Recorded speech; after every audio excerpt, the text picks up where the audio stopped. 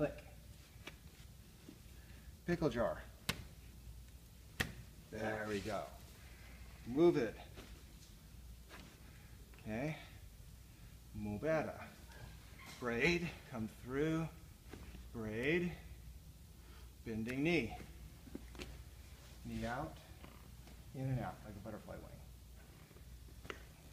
Keep going. Keep going. Keep going. 6 more times.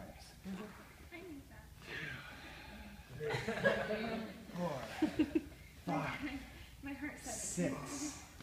Did everybody feel that energy bursting out there? Okay. So now look at this foot. Now this foot does this. Now this foot does this.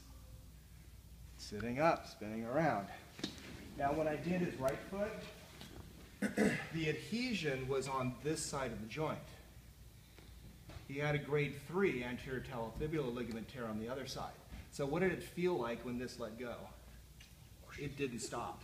It just kept going. You know, I didn't give him another grade 3 tear.